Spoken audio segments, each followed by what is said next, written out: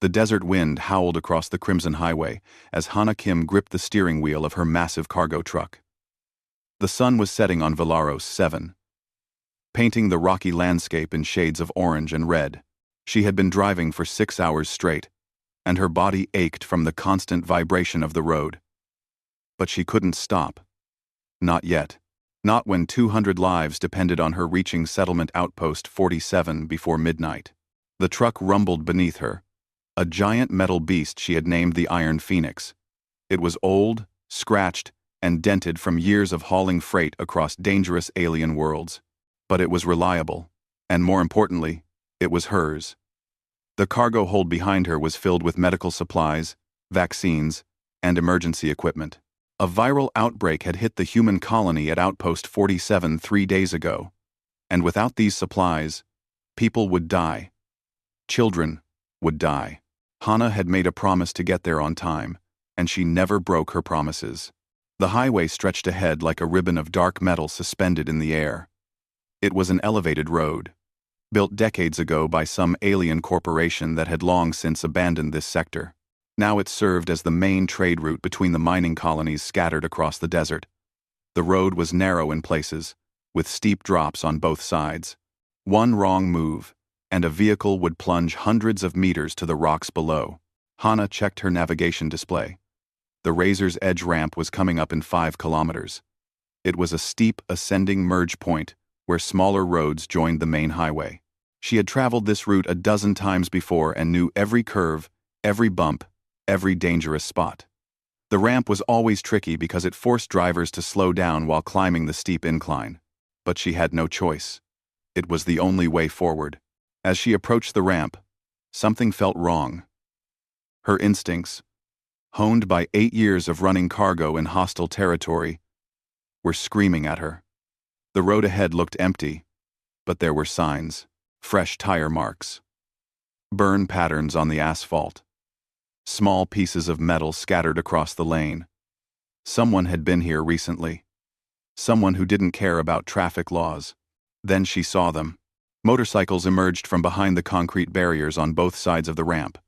They were sleek, deadly machines painted in blood red and black. 20 of them. Maybe more. They moved with coordinated precision, forming a loose circle around her truck as she entered the ramp. The bikes were fast, much faster than her heavy hauler, and they used that speed to box her in. Hana's jaw tightened. She knew exactly who these riders were. Valkyrians. Reptilian aliens who controlled most of the illegal trade routes in this sector. They were tall, covered in scales that ranged from deep green to crimson red. Their faces were angular with sharp teeth and cold yellow eyes that saw humans as nothing more than weak prey. The Valkyrians had built their reputation on violence and intimidation. They charged protection money from every hauler who used their roads, and those who refused to pay usually disappeared. The lead bike pulled alongside her driver's side window. The rider was massive, even for a Valkyrian. His scales were bright red, and a series of scars ran down the left side of his face. He wore armor made from scavenged metal and animal hide. This was Skarks, the gang leader. Everyone in the freight business knew his name. He was responsible for at least 30 missing haulers in the past 2 years. Skarks made a hand gesture, pointing at Hana and then at the side of the road. The message was clear. Stop the truck. Now. Hana kept driving, maintaining her slow climb up the ramp. She knew stopping was not an option. Once she stopped, she lost all advantage. The truck was her fortress, her weapon, her only chance of survival. More bikes closed in, their engines roaring like angry beasts. They surrounded the Iron Phoenix on all sides, leaving no escape route. Some of the riders carried weapons, plasma cutters, energy rifles, and crude blades fashioned from scrap metal. They weren't trying to hide their intentions. This was a shakedown, plain and simple. Skarks pulled ahead of her truck and slowed down, forcing Hana to reduce her speed even more.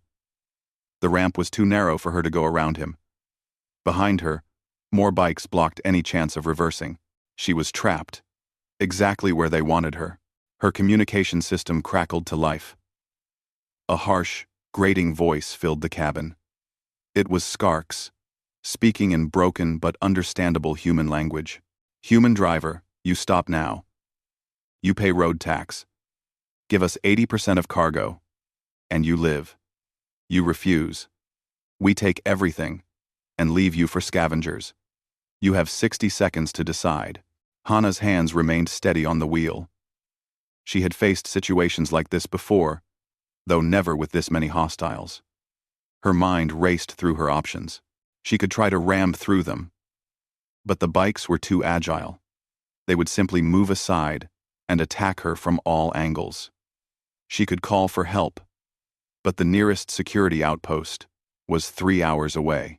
By the time anyone arrived, she would be long dead. And her cargo would be gone. The Valkyrians began pounding on the side of her truck with their fists and tails. The metal boomed with each impact. They were trying to intimidate her, to break her will. Some of them laughed, making sounds like hissing snakes. To them, this was entertainment. Another weak human who would beg for mercy. But they didn't know Hana Kim. Skarks's voice came through again, angrier this time. 40 seconds, human. Make choice now. One of the bikers drove right up to her door and smashed his thick tail against the window. The reinforced glass held, but the message was clear. They could break in whenever they wanted. They were giving her a chance to surrender peacefully. After that, things would get violent. Hana reached forward and calmly opened the communication channel. Her voice was cold, steady, showing no fear at all. Clear the road. You have 10 seconds. There was a moment of stunned silence. Then the Valkyrians burst into laughter. The sound was ugly, full of mockery. Skarks responded, his voice dripping with amusement. You threaten us? You? Soft-skinned human in box truck? You are 1. We are 20. You have no weapons. You have no help. You have nothing. Hana began counting down, her voice echoing through the communication system that all the bikers could hear. 10, 9, 8.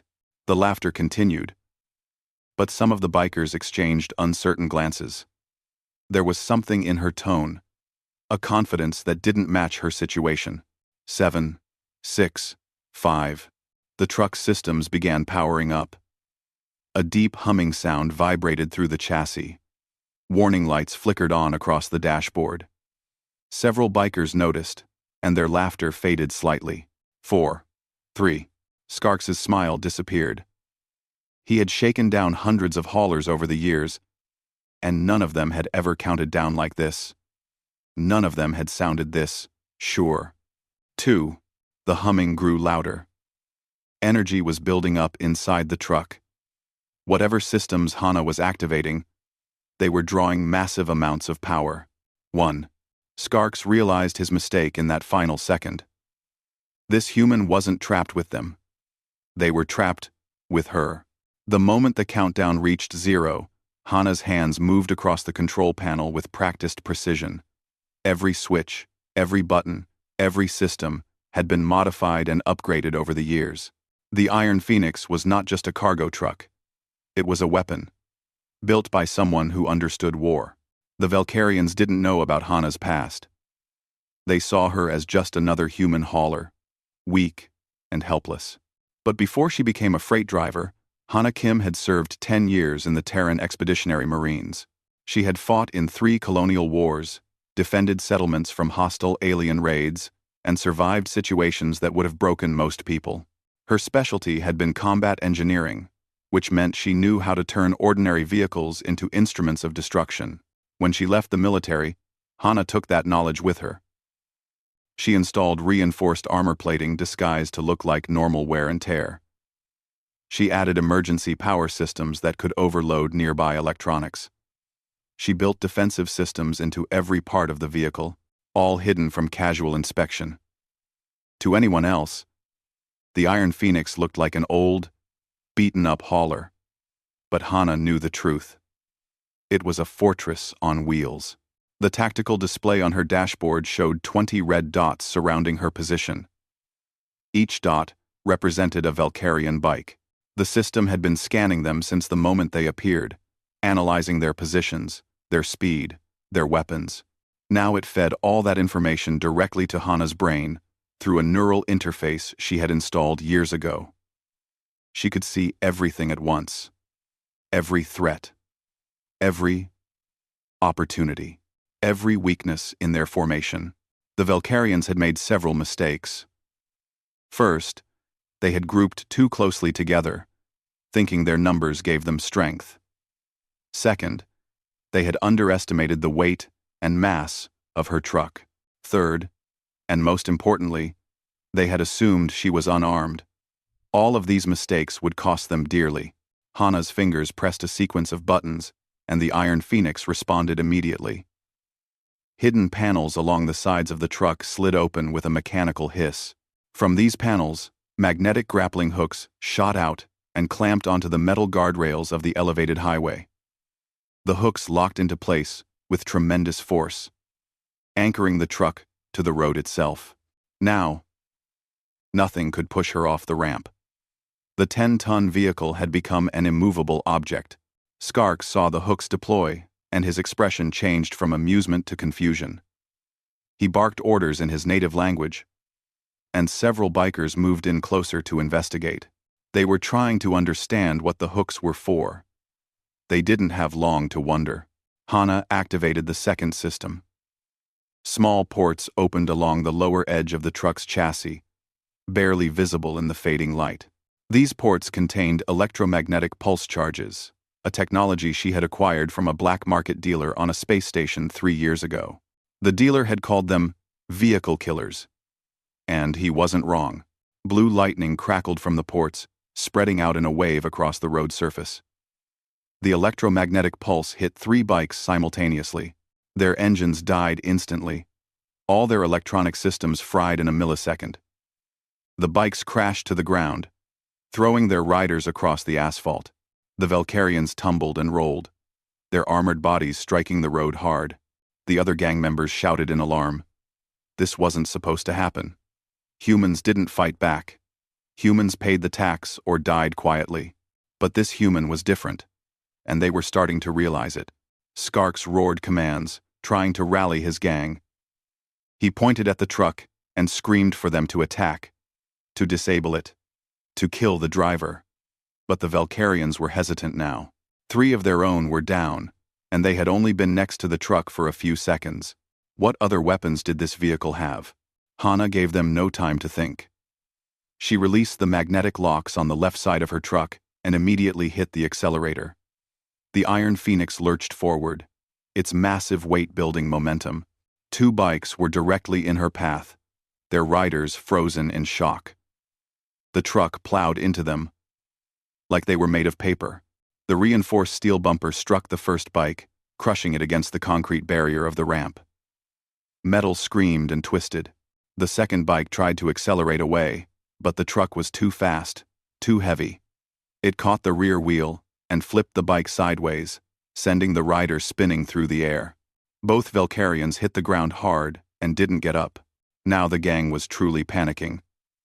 5 of their members were down, and the fight had barely started. The human hadn't even left her truck. She was destroying them from inside a metal box, using systems they didn't understand and couldn't counter. Hana checked her tactical display again. 15 hostiles remaining. Most of them were trying to regroup behind her truck, putting distance between themselves and whatever horror this vehicle would unleash next. But 6 bikes were still alongside her, trying to find a weakness in her armor. She needed to deal with them quickly.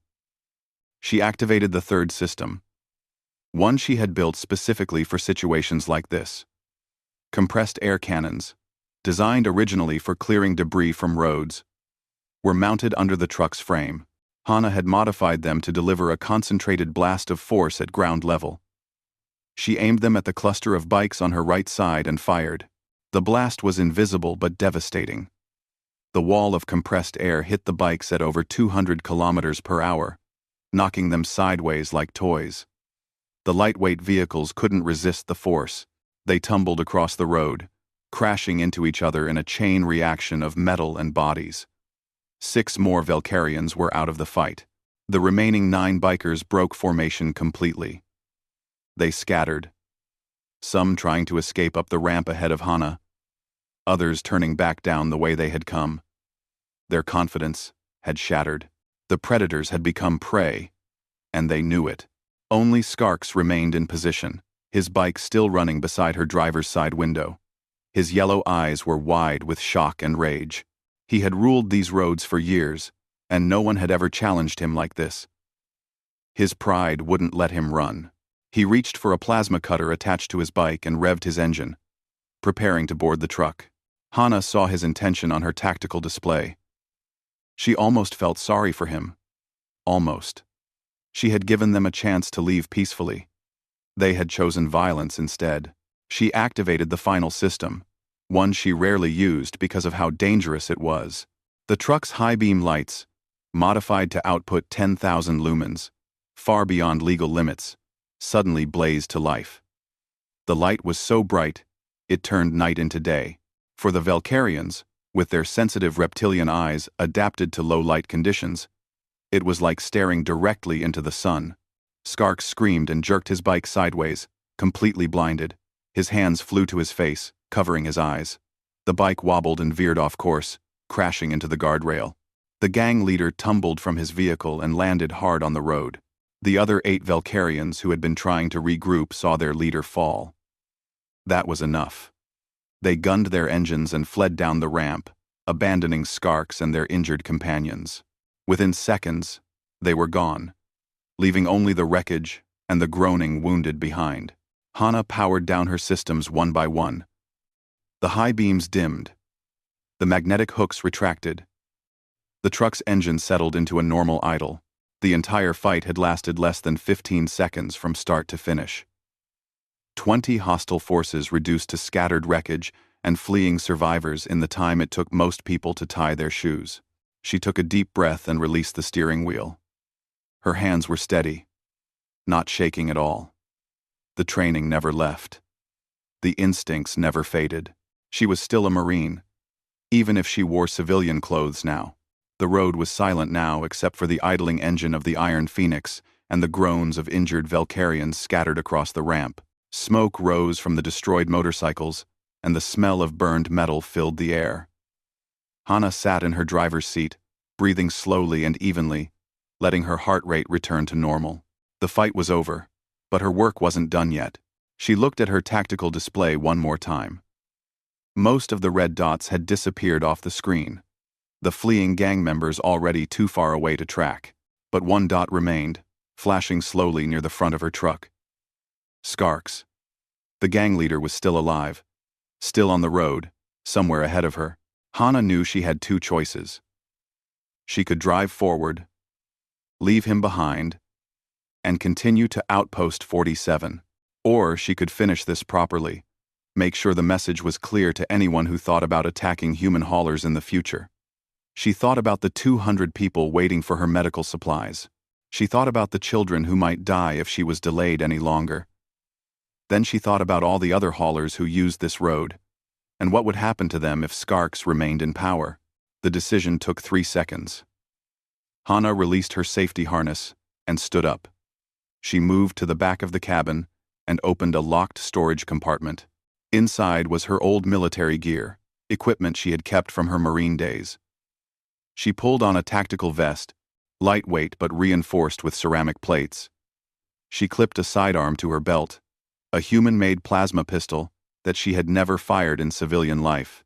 She didn't expect to need it, but old habits died hard. Before leaving the cabin, she checked the rear camera display. The wounded Valkyrians behind her truck were slowly getting to their feet. Some limped toward their damaged bikes. Others just sat on the road, dazed and confused. None of them looked ready to continue the fight. They were no longer a threat. Hana climbed down from the cabin, her boots hitting the asphalt with a solid thud. The wind had died down, and the desert night was quiet. The elevated highway stretched ahead and behind her, a strip of metal and concrete suspended above the rocky landscape. Above, 3 moons shone in the purple sky of Velaros 7, providing just enough light to see by. She walked around the front of her truck, past the twisted wreckage of motorcycles and scattered debris. Skarks was 30 meters ahead, sitting against the guardrail. His bike lay on its side nearby, the front wheel bent at an odd angle. The gang leader's armor was scraped and dented from his fall. He held one hand over his eyes, still recovering from the blinding flash of light. Hana approached slowly, making no attempt to hide her footsteps. She wanted him to hear her coming. When she was 10 meters away, Skarks lowered his hand and looked at her with yellow eyes that were bloodshot and watering. He blinked several times, trying to clear his vision. "You," he hissed, his voice full of hatred. "You are dead, human. You are dead." Hana stopped 5 meters away from him, well outside the reach of his arms and tail. She stood with her hands at her sides, relaxed and calm. She had learned long ago that true confidence didn't require aggressive postures or loud voices. It simply existed. "Your gang is gone," she said quietly. "Your bikes are destroyed. Your reputation is finished. This road doesn't belong to you anymore." Skarks snarled and pushed himself to his feet. He was taller than Hana by at least half a meter, his reptilian body covered in thick scales that could deflect most blades. His clawed hands flexed, and his tail swept back and forth across the ground like an angry snake. Despite his injuries, he was still dangerous. Valkyrians were natural predators, built for combat. "I will kill you with my bare hands," Skarks growled. "I will tear you apart and feed you to the desert worms." He reached down and grabbed a plasma cutter from his damaged bike. The tool hummed to life, its blue blade extending to half a meter long. It was designed for cutting through metal, but it could easily slice through flesh and bone. Skarks held it in front of him and began moving forward. Hana didn't draw her weapon. She didn't move at all. She just watched him approach, her face expressionless. This confused Skarks. Why wasn't she running? Why wasn't she afraid? Every human he had encountered before had shown fear. They begged, or cried, or tried to negotiate. But this one just stood there, as still as a statue. When Skarks was 2 meters away, he lunged forward with surprising speed. The plasma cutter swept toward Hana's head in a horizontal arc, fast enough to decapitate her in one strike. But Hana had fought Valkyrians before. She knew their attack patterns, their strengths, their weaknesses. She knew they always favored slashing attacks over thrusts. She knew they relied on their natural advantages of size and strength, and she knew they never expected humans to be faster. Hana dropped into a crouch, letting the plasma cutter whistle over her head. In the same motion, she swept her leg out and hooked Skarks's ankle. The Valkyrian was off balance from his attack, all his weight committed forward. When Hana's leg hit his ankle, he had no way to recover. He stumbled forward, his tail flailing as he tried to stay upright. Hana rolled to the side and came up in a combat stance. Skarks managed to catch himself before falling, spinning around to face her again. His yellow eyes were wide with shock.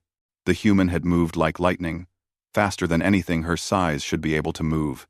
He attacked again, this time more carefully. He thrust the plasma cutter forward in a series of quick jabs, trying to force Hana back toward the edge of the highway. But she didn't retreat. Instead, she moved forward and to the side, staying just out of range of the blade. Her movements were economical, precise, wasting no energy. She looked like she was dancing, flowing around his attacks without apparent effort. Skarks grew frustrated. He roared and brought the plasma cutter down in an overhead strike, putting all his strength behind it. This was his mistake. Hana stepped inside his reach, too close for the long blade to hit her. She grabbed his wrist with both hands and twisted hard, using his own momentum against him. The plasma cutter fell from his grip and clattered across the road. Before Skarks could react, Hana drove her elbow into his chest, right at the gap between his armor plates. The impact wasn't strong enough to seriously injure him, but it knocked the air from his lungs. He staggered back, gasping.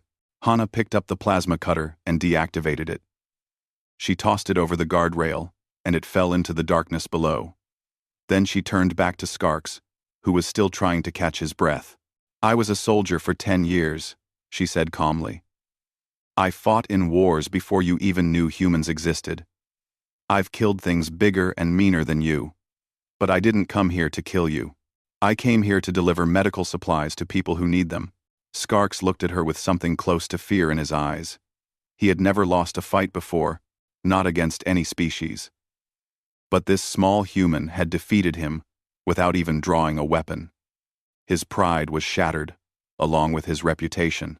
"The road belongs to whoever refuses to move," Hana continued. "You tried to move me. You failed. Tell everyone you know what happened here tonight. Tell them that human haulers are off limits. Tell them that the next person who tries to rob us won't get a warning." She turned and walked back to her truck, not bothering to look back at him. Skarks remained where he was, sitting against the guardrail, defeated and humiliated. He watched as the Iron Phoenix's engine roared to life. The massive vehicle rolled forward, carefully navigating around the wreckage on the ramp. As the truck passed him, Hana's voice came through the external speakers one last time. "Clear the road next time you see me coming." Then she was gone, the truck's taillights disappearing up the ramp and into the night. The Iron Phoenix climbed the rest of the Razor's Edge ramp without incident. Hana drove in silence, her hands steady on the wheel, her eyes scanning the road ahead. The adrenaline from the fight was fading now, replaced by a familiar exhaustion. She had been in combat situations enough times to know how the body reacted. The surge of energy during the fight, followed by the crash afterward. She would need to stop soon for water and a quick rest. But not yet. Not until she put more distance between herself and the scene of the battle. 30 minutes later, she reached a straight section of highway with good visibility in all directions. She pulled the truck over to the side and engaged the parking brake.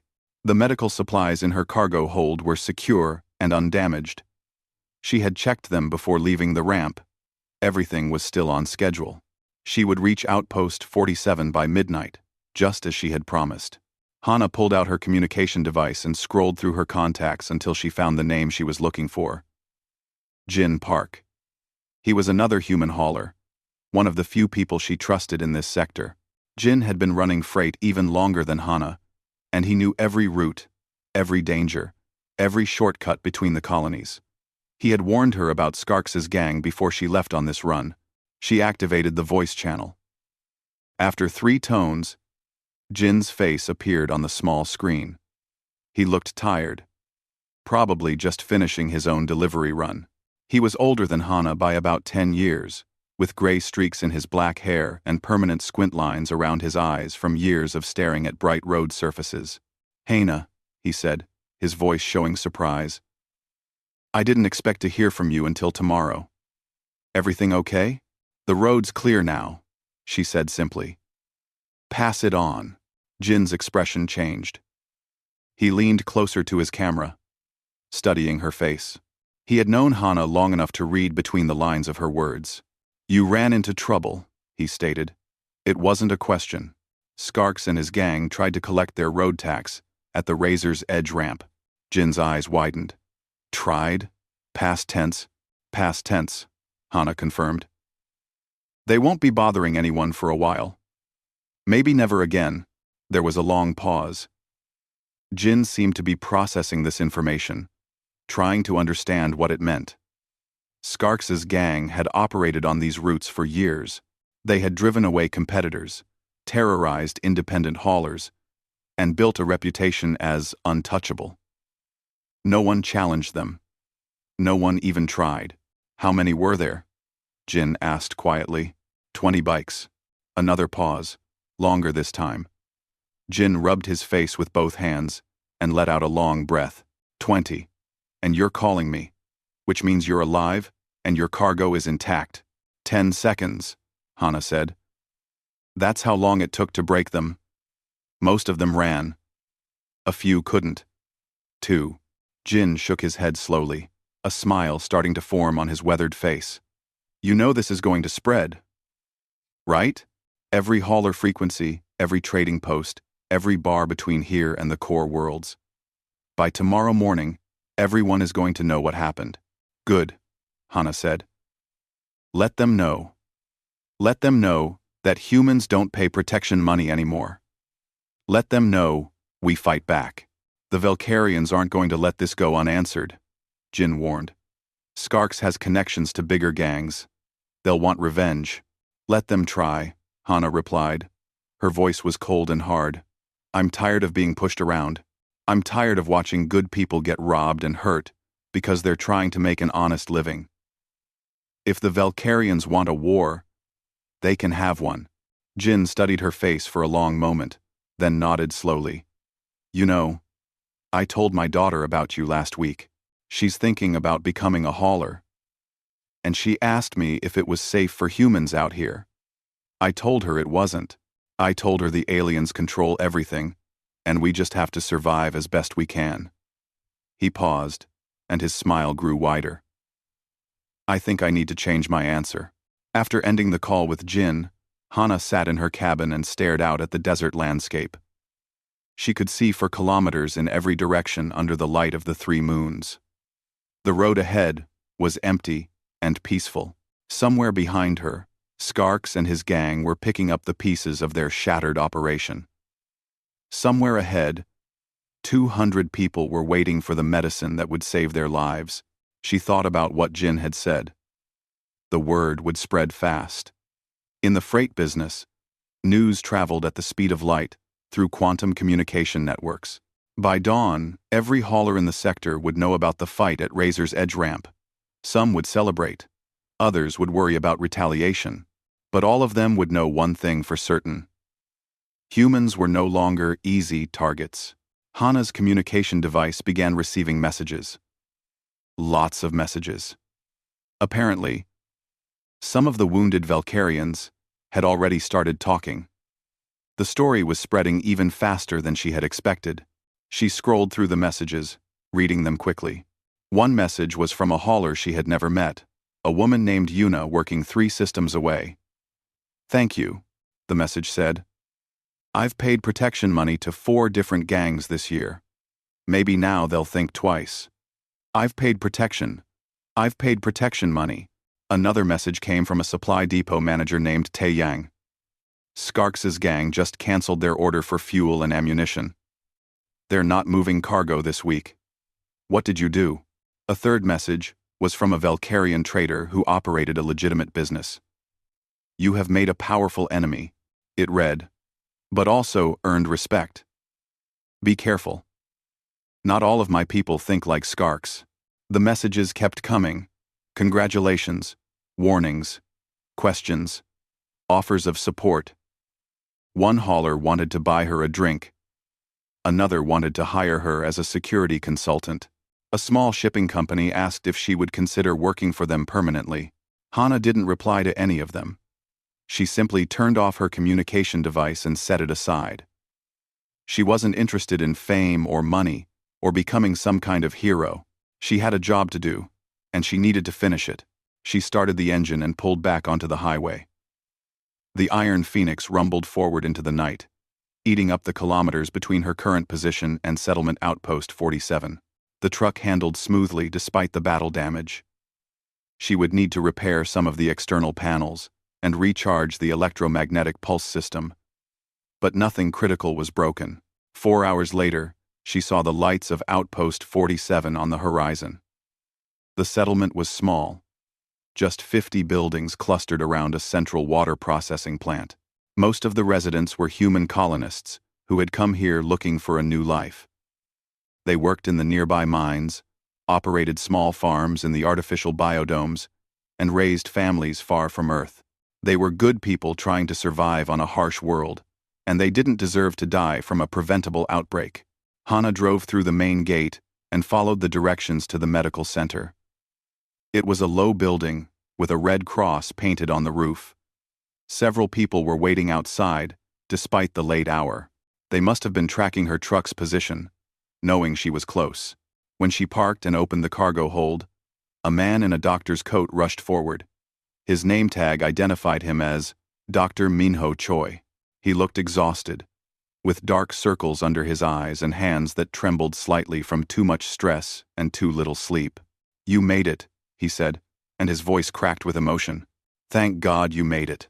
Behind him, other medical staff began unloading the cargo. They moved with careful urgency, handling each container like it contained liquid gold. To them, it did. These supplies were worth more than gold. They were worth lives. Dr. Choi grabbed Hana's hand and shook it firmly. 32 children are in critical condition. Another 150 adults are showing symptoms. Without these vaccines, we would have started losing people by tomorrow. "I made a promise," Hana said simply. "I keep my promises." Word of her arrival spread through the settlement quickly. Within an hour, despite the late hour, people began gathering outside the medical center. They wanted to thank her. They wanted to shake her hand, offer her food, give her a place to stay. Someone had apparently already heard about the fight with Skarks's gang, because several people asked her if the story was true. Hana politely declined all the offers of celebration. 3 weeks passed after the incident at Razor's Edge ramp. In that time, everything changed. The story spread across the frontier worlds like wildfire. Every trader, every hauler, every colonist heard about the human woman who destroyed a Valkyrian gang in 10 seconds. Some versions of the story were accurate. Others were exaggerated, claiming Hana had single-handedly fought off 50 bikers or that her truck had military-grade weapons. The exact details didn't matter. What mattered was the message. Humans could fight back, and they could win. Hana continued her regular hauling routes, delivering cargo and picking up new contracts. But now, when she traveled the highways, things were different. Alien gangs that used to demand road taxes suddenly found other routes to patrol. Corrupt checkpoint operators waved her through without asking for bribes. Other haulers started following her trucks in convoys, knowing that no one would dare attack a group that included Hana Kim. The Valkyrian response was divided. Some clans wanted immediate revenge for the humiliation Skarks had suffered. They called for bounties on Hana's head and threatened war against human shipping operations. But other Valkyrians, particularly those who ran legitimate businesses, saw an opportunity. They reached out to human haulers with offers of fair contracts and honest trade. They understood that the galaxy was changing, and those who adapted would prosper, while those who clung to the old ways would be left behind. Skarks himself disappeared.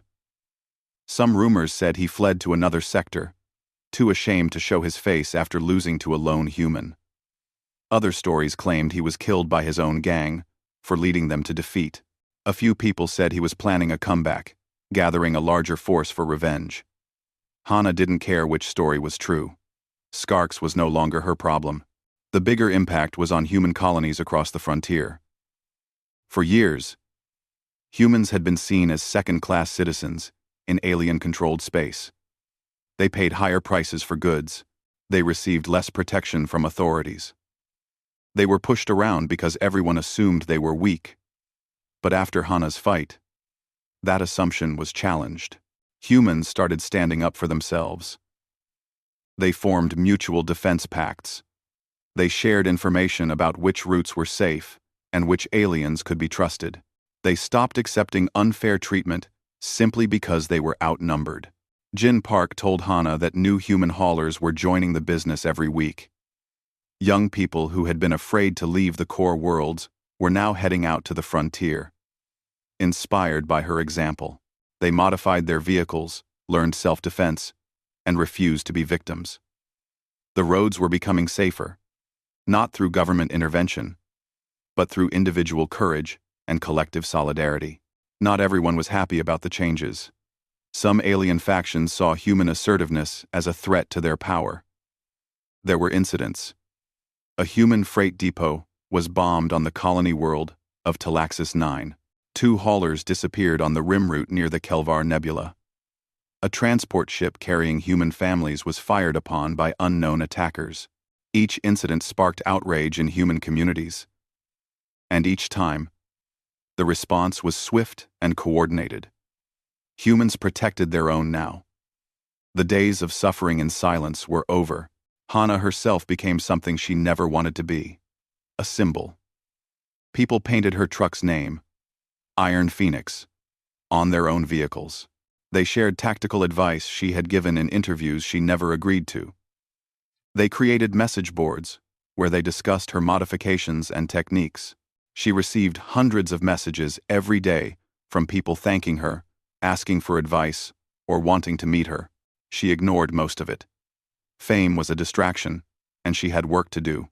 One evening, 6 weeks after the incident, Hana was driving a routine cargo run between two mining colonies. The route was one she had traveled dozens of times. It was usually quiet, with minimal traffic and no major hazards. She was listening to music and watching the sun set over a range of crystalline mountains when her proximity sensors detected movement ahead. A group of motorcycles appeared on the road in front of her. For a moment, Hana tensed, her hand moving toward the control panel that would activate her defensive systems. But then she noticed something different. These bikes weren't blocking the road. They were pulling off to the side. As she drew closer, she recognized the species. Valkyrians. There were 8 of them, their red and green scales visible in the fading light. They stopped their bikes on the shoulder of the highway and simply waited as she approached. Hana reduced her speed, ready for anything. Her tactical display showed the bikes were armed, but not in attack formation. They appeared to be deliberately showing they meant no harm. As the Iron Phoenix rolled past them, the Valkyrian riders all performed the same gesture. They placed their right hands over their hearts and bowed their heads slightly. It was a sign of respect in their culture, something only given to warriors they considered worthy. Hana kept driving. But something inside her shifted. This wasn't fear she was seeing. It wasn't hatred or plans for revenge. It was acknowledgement. The Valkyrians recognized strength when they saw it, and they had accepted that humans possessed it. 2 hours later, she passed a trading post where several alien species were loading freight.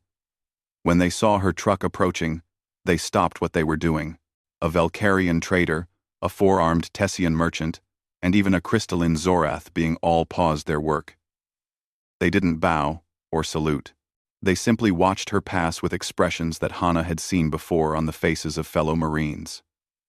The look that said, "There goes someone who has been in the fire and walked out alive." That night, Hana stopped at a human-operated rest station to refuel and grab food.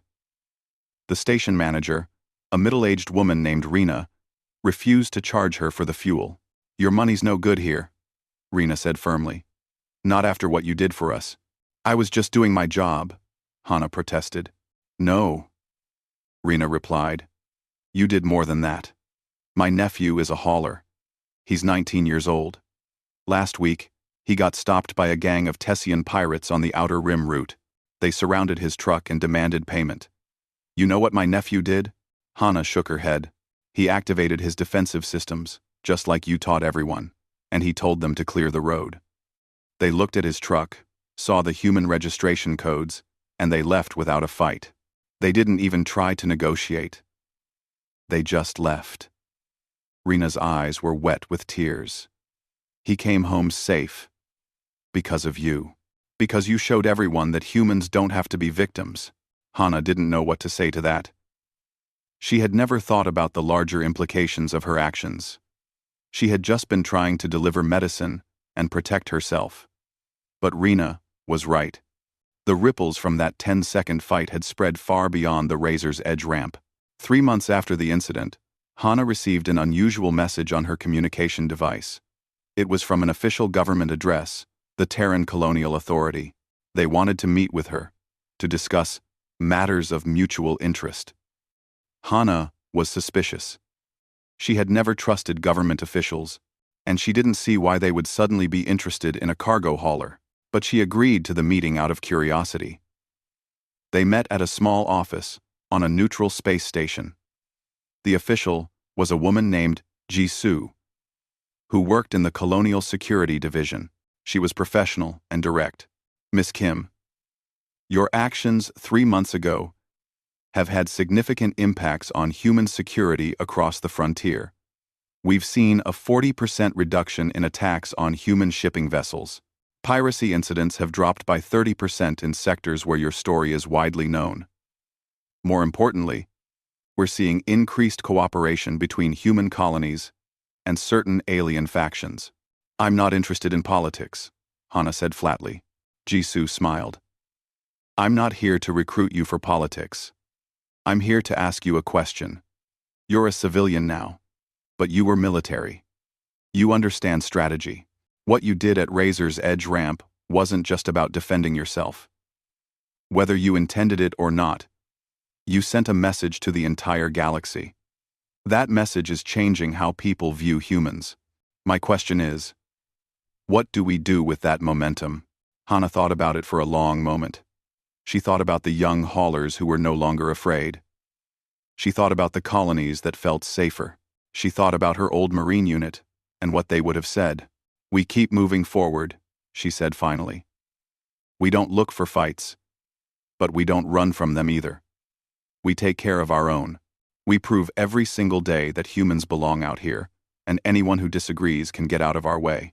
Jisoo nodded slowly. "That's what I thought you'd say." 6 months after the incident at Razor's Edge ramp, Hana was making another cargo run on a different highway on a different world. As she approached a narrow section of road, she saw another group of bikes ahead, but this time, she didn't slow down. She didn't activate any defensive systems. She simply maintained her speed and kept driving. The bikes, a mixed group of Velcarians and Teshians, immediately pulled over to let her pass. One of them, she noticed, was painting something on the side of his bike. As she drove by, she caught a glimpse of the image. A phoenix rising from flames. Hana allowed herself a small smile. The message had been received. The road belonged to whoever refused to move. And humans had finally stopped, moving aside. She pressed the accelerator, and the Iron Phoenix surged forward, carrying its cargo toward another settlement, another delivery, another promise kept. Behind her, the galaxy was learning a lesson it should have known from the beginning. Never underestimate the humans. They looked soft on the outside, but underneath was steel forged in fires that would melt most species. And when they decided to stand their ground, nothing in the universe could make them back down. The road stretched ahead into the unknown, full of dangers and challenges. But Hana wasn't afraid. She never had been. She was human, and humans didn't give up. They adapted. They overcame. They survived. And sometimes, when pushed hard enough, they pushed back even harder. The Iron Phoenix rolled on into the future, and the galaxy made way.